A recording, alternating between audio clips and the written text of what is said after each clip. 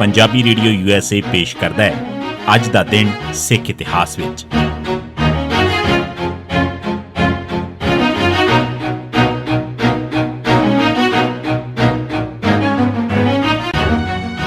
ਸਿੱਖ ਇਤਿਹਾਸ ਦੀਆਂ ਘਟਨਾਵਾਂ 'ਚ 2 ਅਪ੍ਰੈਲ ਦਾ ਦਿਨ 1849 ਅੰਗਰੇਜ਼ਾਂ ਨੇ ਸਿੱਖ ਫੌਜ ਤੋੜ ਕੇ ਫੌਜੀਆਂ ਨੂੰ ਘਰੋਂ ਘਰੀ ਭੇਜ ਦਿੱਤਾ।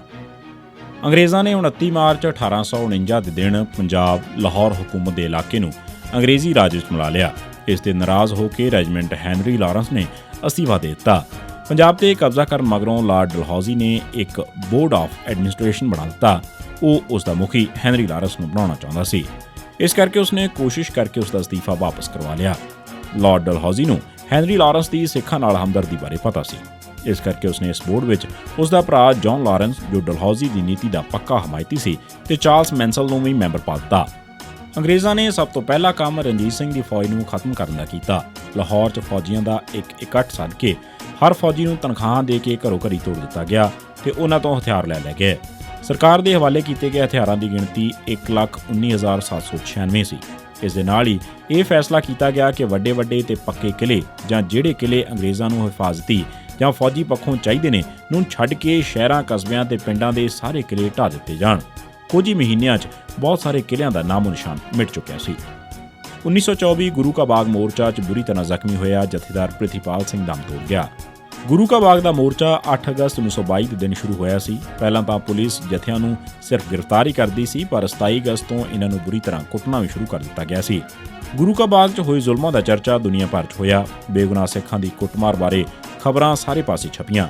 ਪੜਤਾਲੀਆ ਕਮੇਟੀ ਦੀ ਰਿਪੋਰਟ ਮੁਤਾਬਕ 1656 ਸਿੱਖਾਂ ਨੂੰ ਮਾਰ-ਕੁੱਟ ਕੇ ਸੱਟਾਂ ਲਾਤੀਆਂ ਗਈਆਂ। ਇਹਨਾਂ ਸੱਟਾਂ 'ਚੋਂ ਕਈ ਤੇਜ਼ ਹਥਿਆਰਾਂ, ਚੋਭਾਂ ਤੇ ਬੰਦੂਕ ਦੇ ਬੱਟਾਂ ਦੇ ਫੱਟ ਵੀ ਸਨ। ਇਸ ਮੋਰਚੇ 'ਚ ਬਹੁਤ ਸਾਰੇ ਸਿੱਖ ਸ਼ਹੀਦ ਹੋਏ। ਇਹਨਾਂ ਸ਼ਹੀਦਾਂ 'ਚ ਇੱਕ ਪ੍ਰਿਥੀਪਾਲ ਸਿੰਘ ਜਥੇਦਾਰ ਅਕਾਲੀ ਜਥਾ ਲਾਲਪੁਰ ਵੀ ਸੀ, ਜੋ 5 ਸਤੰਬਰ ਦੀ ਮਾਰਕੁੱਟ ਨਾਲ ਸਖਤ ਜ਼ਖਮੀ ਹੋ ਗਿਆ ਸੀ। ਉਸ ਦਾ ਇਲਾਜ ਕਾਫੀ ਦੇਰ ਤੱਕ ਚੱਲਦਾ ਰਿਹਾ। ਉਹ ਕਦੇ ਕੁਝ ਠੀਕ ਹੋ ਜਾਂਦਾ, ਪਰ ਉਸ ਤੋਂ ਬਾਅਦ ਗੁੱਝੇ ਜ਼ਖਮ ਫਿਰ ਦੁਖਣ ਲੱਗ ਪੈਂਦੇ। ਅਖੀਰ ਉਹ 2 ਅਪ੍ਰੈਲ 1924 ਦੇ ਦਿਨ ਚੜ੍ਹਾਈ ਕਰ ਗਿਆ। ਉਸ ਦੇ ਜਿਸਮ ਤੇ 100 ਤੋਂ ਵੱਧ ਜ਼ਖਮਾਂ ਦੇ ਨਿਸ਼ਾਨ ਸਨ। 1958 ਗਿਆਨੀ ਭੁਪਿੰਦਰ ਸਿੰਘ ਦਰਬਾਰ ਸਾਹਿਬ ਦਾ ਹੈੱਡ ਗ੍ਰੰਥੀ ਬਣਿਆ। 1958 'ਚ ਗਿਆਨੀ ਭੁਪਿੰਦਰ ਸਿੰਘ ਨੂੰ ਦਰਬਾਰ ਸਾਹਿਬ ਦਾ ਹੈੱਡ ਗ੍ਰੰਥੀ ਬਣਾ ਦਿੱਤਾ ਗਿਆ।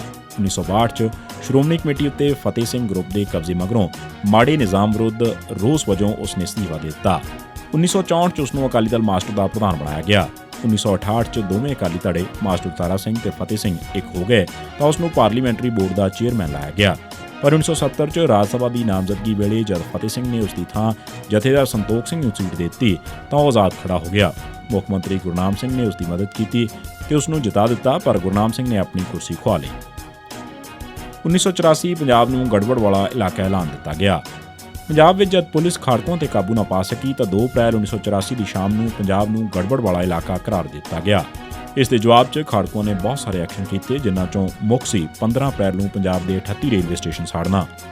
2 ਅਪ੍ਰੈਲ 1991 ਦੇ ਦਿਨ ਧਰਮ ਸਿੰਘ ਪੁੱਤਰ ਮੁਖਤਾਰ ਸਿੰਘ ਤੇ ਸਵਿੰਦਰਪਾਲ ਸਿੰਘ ਪੁੱਤਰ ਜੀਵਨ ਸਿੰਘ ਦੋਵੇਂ ਵਾਸੀ ਜੌੜਾ ਅੰਮ੍ਰਿਤਸਰ ਨੂੰ ਪੁਲਿਸ ਨੇ ਨਕਲੀ ਮੁਕਾਬਲਿਆਂ ਸ਼ਹੀਦ ਕੀਤਾ। ਇਹ ਸੀ ਸਿੱਖ ਇਤਿਹਾਸ ਦੀਆਂ ਘਟਨਾਵਾਂ 'ਚ 2 ਅਪ੍ਰੈਲ ਦਾ ਦਿਨ।